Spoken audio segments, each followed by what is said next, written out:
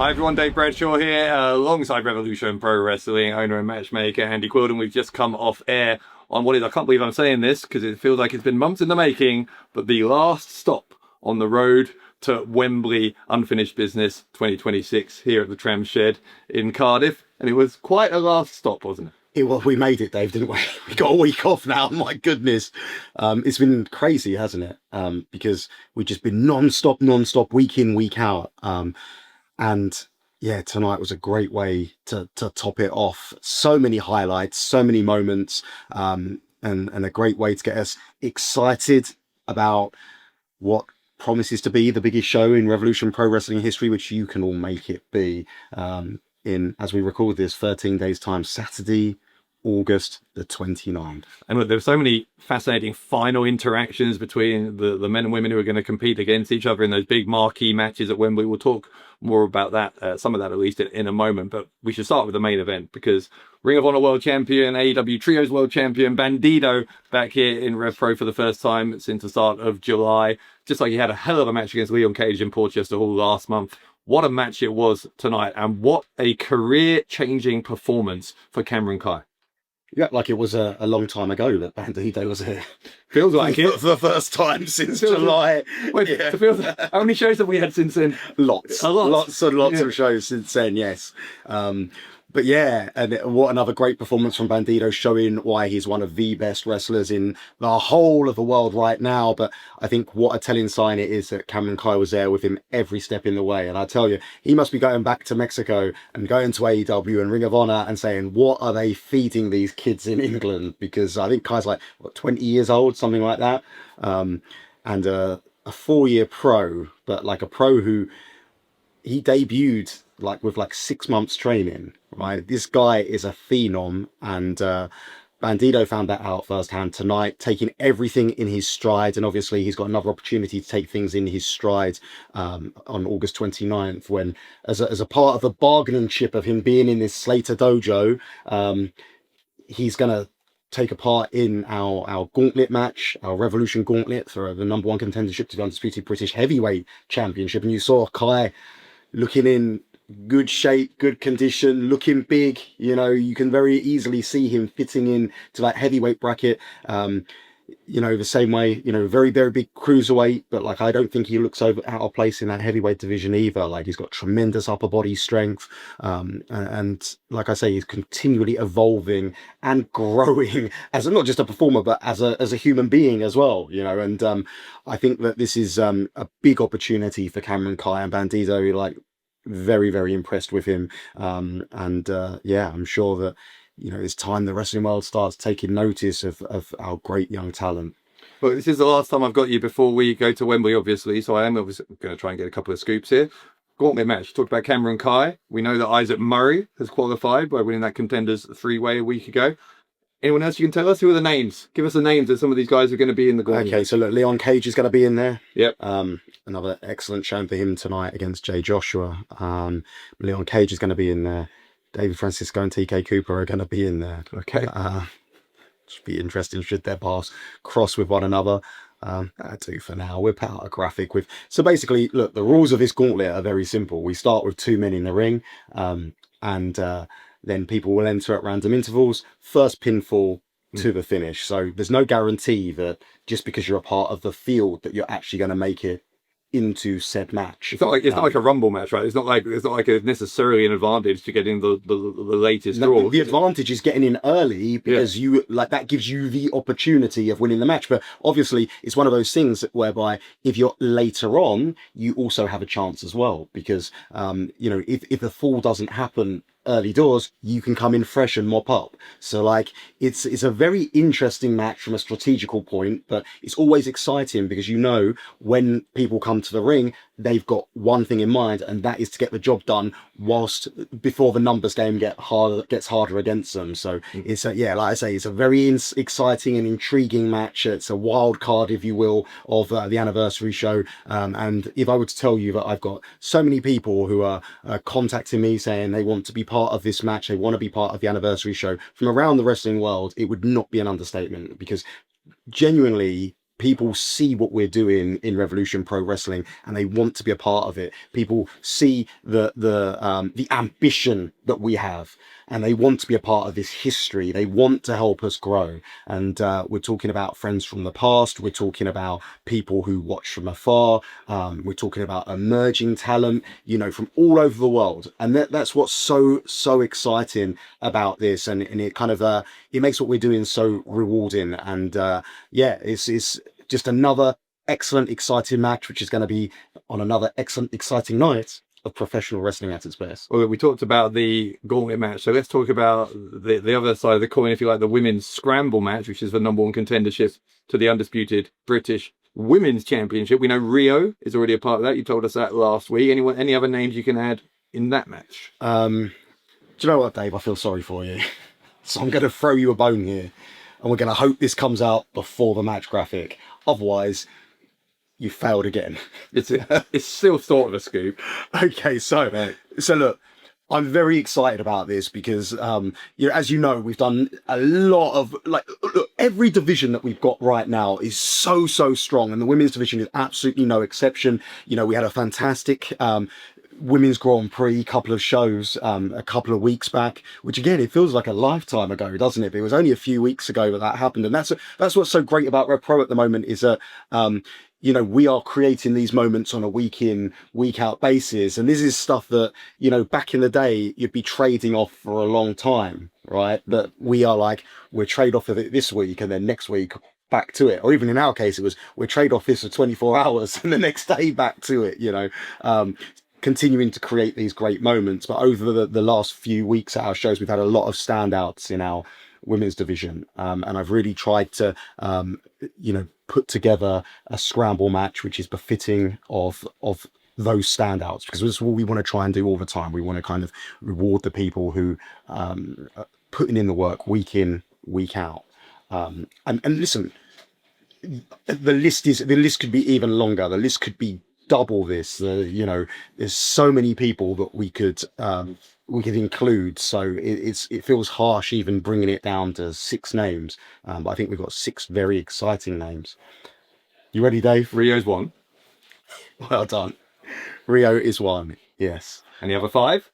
Right, so now I've got to try and remember. I've got just so everyone knows, there's no cheat sheets here, and he doesn't tell me the questions he's going to ask either. So you're going to give me all 5? Well, I guess so. Yeah, go on. This is the best I've ever done. So we've got Rio, obviously number 1. Yeah. And we have got Myla Grace, that girl, Myla Grace, who's obviously been displaying a new attitude, but those contests that she's had against Kanji have been very, very, you showed us another side of her and what she is all about and can be all about. And obviously with this new attitude, I'm interested to see how she works in that environment. So Myla Grace is also in that contest. Of course, she's got a history, you know, of winning multi-person matches. She won that multi-person match to become the alternate in the Women's Grand Prix. So Myla Grace is in. Right, where should we go here? 4 more. So you've got 2. Oh my goodness. Right, let's go. Number 3 is a woman who has been very impressive in recent weeks. She only made her Revolution Pro Wrestling debut, 3 weeks ago now? Mm-hmm. And we've seen 4 matches, maybe 5? I don't know. A few. Do you know who I'm talking about? I don't know yet. You guess. Is it Corey Zero? It's Corey Zero, yes. So Corey Zero will be in the women's scramble match. Also someone who's looked very, very, very impressive since coming into Revolution Pro Wrestling. She gave the undisputed British Women's Champion Alexis Falcon a huge run for her money at the Summer Sizzler, and that is Lucy Sky. So for me, Lucy Sky is one of the most complete professional wrestlers that we've seen in the UK, and I'm looking forward to seeing how she matches up against people like Rio, you know, because it could be an all-out war when that happens. 2 more. Don't believe you. You've got it out of me, Dave. So we're going to see some representation from Scotland in the scramble match as Emerson Jane will be joining the field, and she's one of the most ruthless competitors. She's one of the most innovative competitors. Of course, we all remember that spectacular standout moment she had at our anniversary show last year against Mercedes Mornay. Well, two outstanding moments, one against Mercedes Mornay, and then on the second night against Persephone. Emerson Jane, very much the real deal, and she's put in some great showings over the last few weeks as well, and over the course of a year. You remember her rivalry with Rio, rivalry with Kanji. Emerson Jane can do it all, so she will be in the contest. And last but not least, returning to Revolution Pro Wrestling after making a spectacular debut in July, which again, as we were saying with Bandido, feels like a long time ago, but returning will be Kaylee Ray. So she will be making up those numbers for the final 6 for that scramble match at the OVO Arena, Wembley. The winner will become the #1 contender to the Women's Championship. And listen, I want to make it very clear, this is not just a quick fix. So I see all the what that people write on the internet about, what we're doing and whatever. But listen, I said it from the start, trust the process. We know exactly what we're doing. We're putting on the best professional wrestling shows week in, week out. Consistency is key. History is a key. So look back at everything that we've said, or everything I've said specifically, and look at what we're trying to achieve, and look what we are achieving on a week in, week out basis. And it's that consistency, and it's that determination, it's that drive that has led us to the OVO Arena, Wembley. What we're doing with this scramble match, with the Gauntlet match, is not a way to try and create a contender overnight. Obviously, we want to create a contender overnight, but obviously the most important thing to point out is that we're back in action. The following week, Porchester Hall. The following week, Stevenage. The following week, we're somewhere else. Where are we the following week? We're in Coventry the following week. The week after that, we're in Paris, right? And then we're back to Porchester Hall, right? So I guess what I'm getting at is the fact that this journey just continues. It keeps moving. It keeps rolling. And as I've said time and time again, Wembley isn't about being the final destination. Wembley is a stop on that journey as we continue to push forward and we continue to show the world exactly what Revolution Pro Wrestling is all about. So look, it's not determined when the winners of these matches will get their championship shots. Is it possible that because of the course of events over the night, we might see other contenders emerge? Absolutely. This is the nature of the beast. Could we go into Porchester Hall the following week and find another contender, for either the women's or the heavyweight championship? Absolutely we could, because this is what it's all about. Competition at the highest level possible. And I think our champions wouldn't want it any other way. It's not one of those things that they want to win those championships or defend those championships and then be, out on a beach, so to speak. This is what it's all about. It's about competition. And if you look at the championship reigns of everyone who's come before, everyone's been fighting champions, and everyone plans on continuing to be fighting champions. And if there's any championships that change hands, those people that win the championships won't want to be overshadowed by the previous person's reign. This is the spirit of competition. This is what we do. We wind people up, we get them to fight each other, and we enjoy the results. We're in the fight business, Dave. We are. I'm in the scoop business. I feel like I should quit while I'm here. That's eight names I've got out of you today. That is a record, but we'll keep going while I'm on a roll. Listen, let's talk about the tag match we saw prior to our main event, because it featured both the champions and challengers in the Undisputed British Heavyweight title match at Wembley and the Undisputed British Women's Championship match. And it was quite fascinating to see the different approaches that all 4 of those big personalities took to that match, just 13 days away from the biggest nights of all of their careers. What did you make of what we saw from Oku, from Mills, from Kanji, and from Alexis Falcon? It's very, very hard to break this one down because it was pure chaos from the start to all the way through, right? And I don't know what to make of it, but what I did see was another side of Alexis Falcon. We've seen, look, Kanji has almost transformed before our very eyes. And we thought that if this one turns into a psychological warfare, we thought that if this one turned into a battle of words and actions, and when I said I was about to say despicable actions, but I don't really feel like what Kanji did tonight was a despicable action, but she shone a light on the Alexis Falcon behind the makeup, because here's another scoop for you. It turns out that the woman who says she doesn't wear makeup does. And Kanji removed that makeup from her face. And you could tell that was the first time, really, that Alexis Falcon has looked flustered in this whole battle, this ongoing war of battle of the minds against Kanji. It looked like Falcon was someone who was not having a good night. Absolutely, and at such a pivotal time as well. Mm-hmm. The worst time possible for Alexis Falcon to lose that psychological edge, because that's the one thing. Look, because everyone looks at Kanji and says, Kanji's a world beater. You know, Kanji, she's a master technician. She's a top striker. You know, there's very few holes in her game. And the only person who's been able to find any holes in her game is Alexis Falcon. Mm. And now, as things are coming full circle, Kanji seems to have been tightening up those holes in the game and finding those. Look, Alexis Falcon has been unflappable.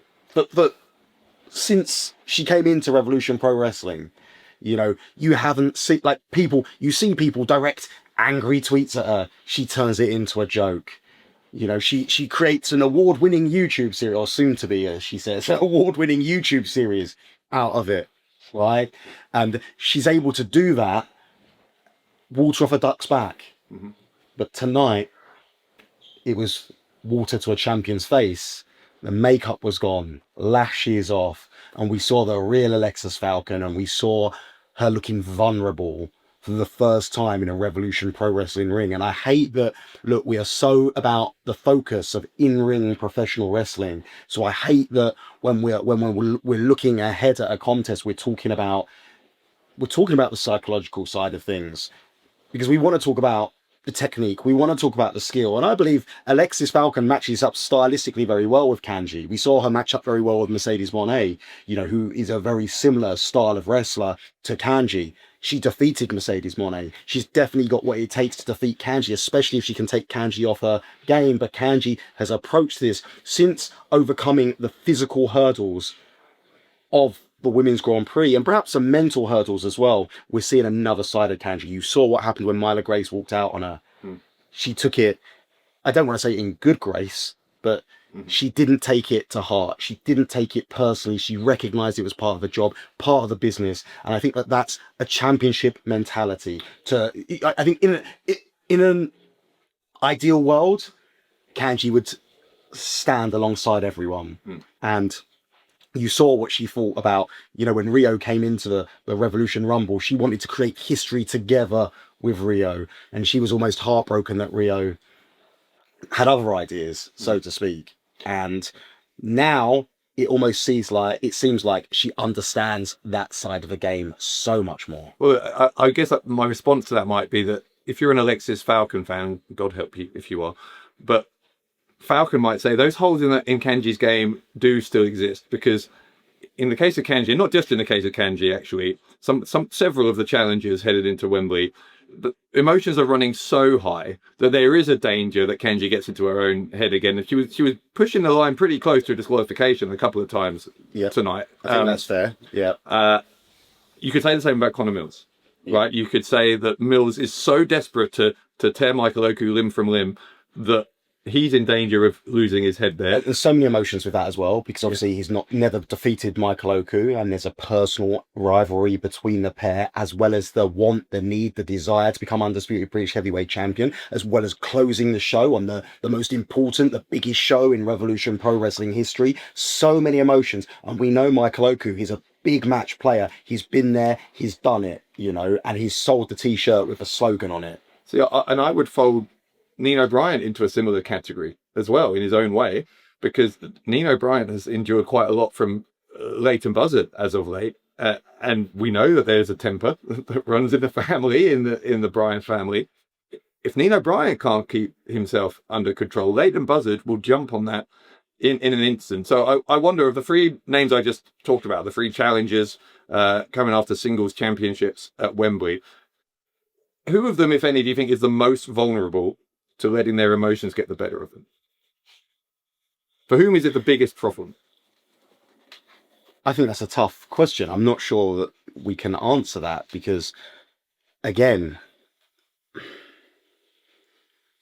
the proven one would be Nino in terms of like, you know, he's had these big match environments and come out on top and won. You look at that British J Cup, winning that second British J Cup 2 years in a row and having an immense amount of pressure on himself, creating history in the sense that no one has ever done that. You look at last year defending the British Cruiserweight Championship as an underdog against Robbie X with Jushin Thunder Liger at ringside and Jushin Thunder Liger endorsing Nino Bryant. So I feel the most battle tested is Nino Bryant because he's had those experiences and he's come out on top. Don't think we can say the same about Kanji or Connor Mills at this stage because, again, Connor Mills has been the nearly man for a long time and Kanji has been the uncrowned women's champion for a long time. So, and those are big burdens to bear. Absolutely. And you don't know what's going through their heads. And you don't know, as we've still got 2 weeks to go, or just under 2 weeks, 1 day shy of 2 weeks to go. And but the fact there's no more live show, there's not a live show next weekend, right? So you've kind of got those, if you're one of them, you've got those 12 or 13 days just to live in your own head. And that could be the making or breaking of them. Absolutely. And look, I want to add to this. We've been speaking about our singles championships. What about the Undisputed British Tag Team Championship as well? You heard the words from Manders and Shire. They seem gotten to, you know, about hearing the word as replacements, being overlooked, underrated. They seem very, especially Thomas Shire. I've never seen that side from, I've seen it from Manders before, but never seen it from Shire before, you know, when Shire was so desperate to tell everyone about their credentials. And they're very, very impressive credentials, don't get me wrong. And I think it's time the world knows who Cowboy Way are. And this is Cowboy Way's opportunity to announce their arrival, which sounds so crazy considering how long they've been doing this, but it's their opportunity to announce their arrival to the wrestling world. Such is a spotlight that gets put on you when you're competing against one of the greatest tag teams of all time in FTR. So I feel the pressure's on them. You saw the pressure on them tonight post-match. And I feel that they're going to have a weight of pressure on their shoulders as well. So again, it goes for everyone. You know, how's Jay Joshua going to respond? You know, you saw his desperation to defeat Leon Cage today. You saw the physical, the length of physicality that he was willing to go to get that victory over someone he calls a friend, you know. But he did it. And that's what okay, you know, I'm enjoying my multiple choice questions. So I'll give you another one, right? If you think about what Jay Joshua achieved today, you think about Leon Slater and his victory over Kid Lycos 2, Luke Jacobs with a win over Ricky Knight Jr. Which one of those three, if you were with their opponents for Wembley, should be most scared by what they saw tonight? Because all of them won, all of them on imperious form headed into Wembley. Who looks the most unbeatable? Well, I don't know about most unbeatable, but if I was a person who'd be most worried, it would probably be Liam Slater. I agree. Because Leon is in a great headspace. You worry about what's he going to do if he doesn't have that mentorship, but he's gone on record as saying he's got a lot of people he looks up to and a lot of people he gets advice from. And the fact it wasn't just coach, you know, and then his name dropped a lot of people. And I don't know, I just think that he's just maturing before, like on a week in, week out basis, he's maturing before our very eyes. And I think people are going to look back on these days we had with Leon Slater as defining moments in his professional wrestling career, because it could have all gone one way after Bradford, but it's gone a completely different way. And as a result, I wouldn't want to be Liam, but I'm sure Liam's got something up his sleeve. I'm sure Liam isn't worried. I'm sure Liam is so sure of himself and his game plan and whatever he's cooking. How can he not be worried? Like I was terrified just seeing the fire in Leon Slater's eyes when he addressed us all on the microphone afterwards. I was thinking, oh, good luck if you're Liam Slater after that. But I mean, you're right. Liam Slater will have a plan, right? Yeah, well, I'm sure he will. Yeah, and I'm sure he'll probably have something to say as well. Look, I mentioned Luke Jacobs there just briefly. The man he beat, Ricky Knight Jr., wasn't very happy after his match. He believed that he hadn't passed out in the sleeper before the referee called it. He then offered to be the tag team partner. There's now a vacancy, of course, on the four-man team of Caven, True, and Lacey. RKJ looking to join that team.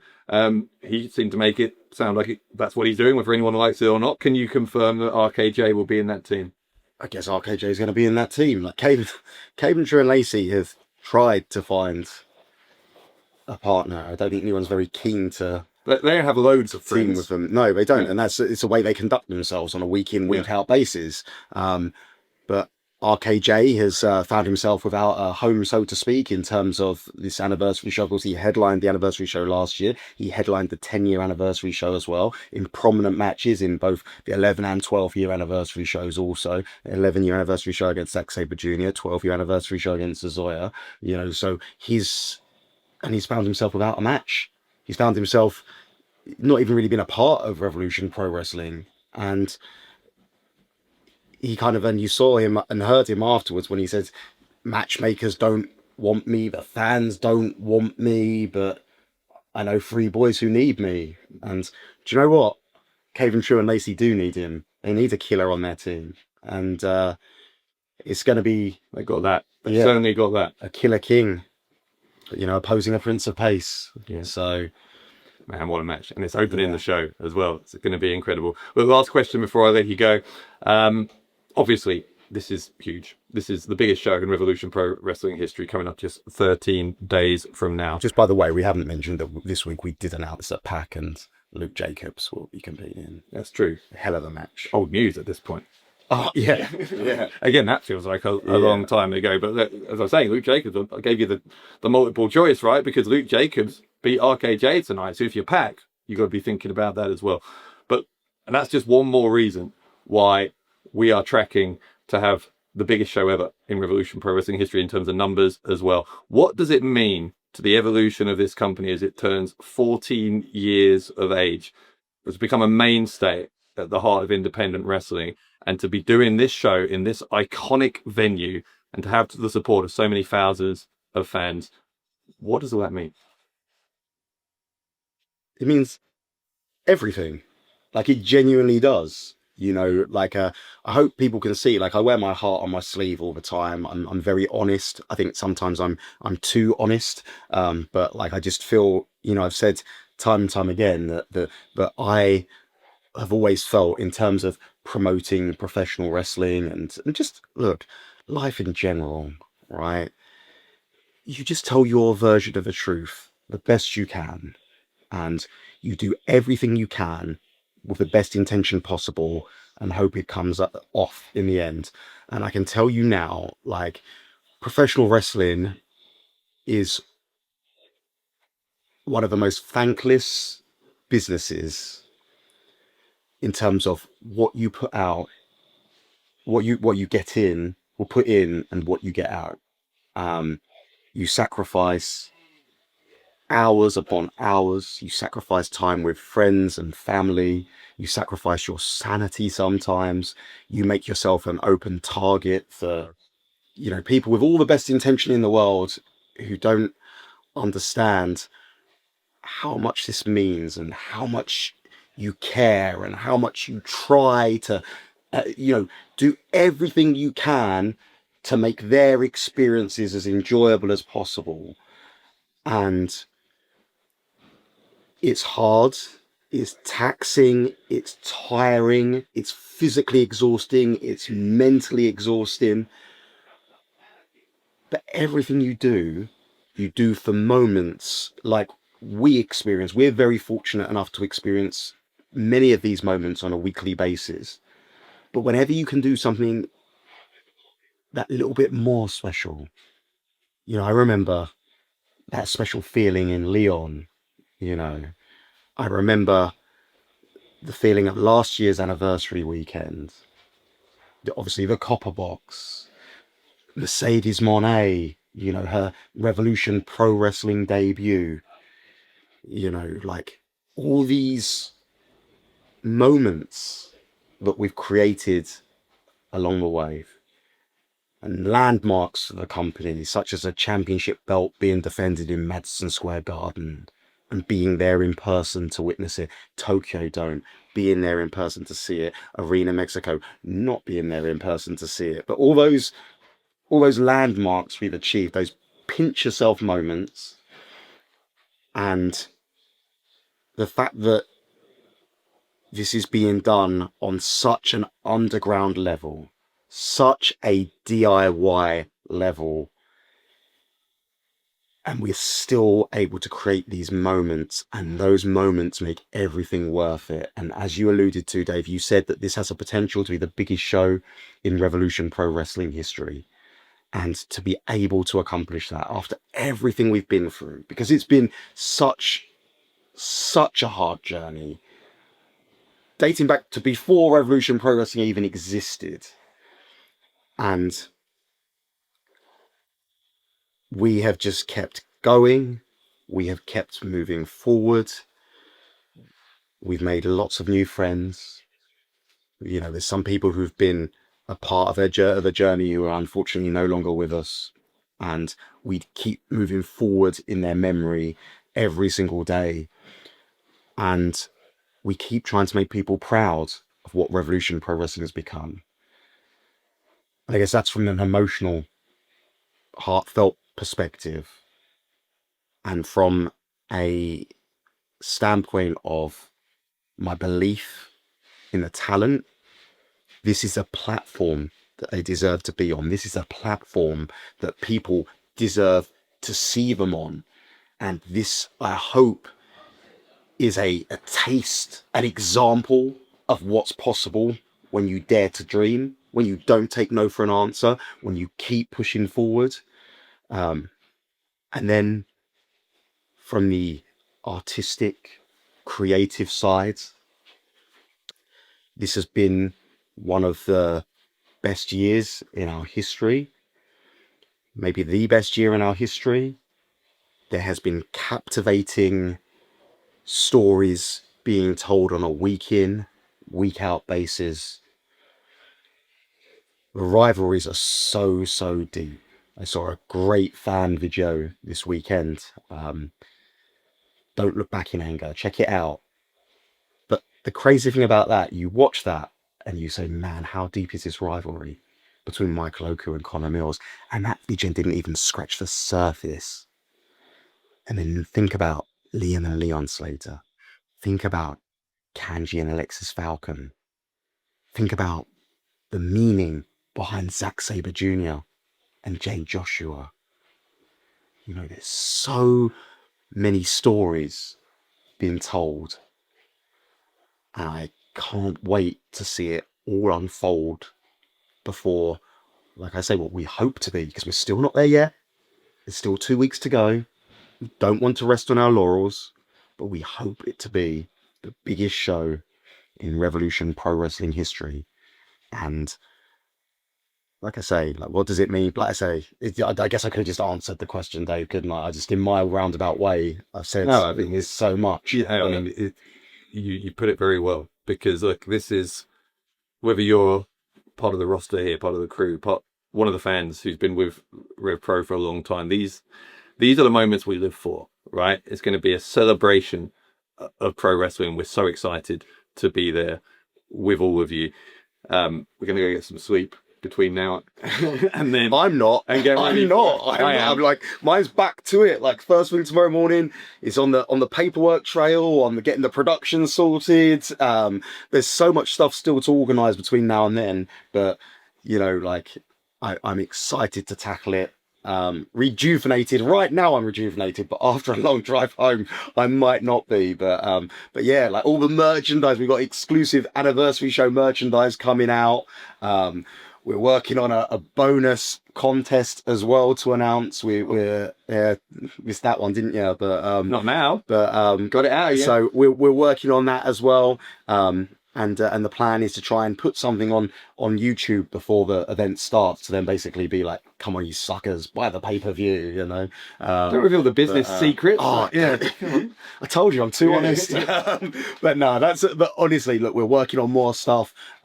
We've got some special entrances we need to coordinate. Like, I want this to be the biggest show it can possibly be, and I want it to leave a lasting memory. Nothing makes you feel like professional wrestling, and that's exactly what we want to make everyone do on August 29th. We want to make everyone feel. Well, I'm going to have a rest. I'm going to rest my voice. I'll be ready. But Andy, I hope the prep goes well over the Next time we speak, Will it'll we? be after Wembley, Yes. and you'll be like, my God, you look like you've aged about 10 years. Yes. And I'll be like, you look very fresh, Dave. Yes. Thank you for the compliment in advance. We'll go get some rest, Andy, and we'll see you, and hopefully all of you, whether you're in person or watching on demand, at what we believe will be the biggest show in Revolution Pro Wrestling history at the iconic OVO Arena, Wembley, Saturday, August 29th, our 14-year anniversary. We will see you there.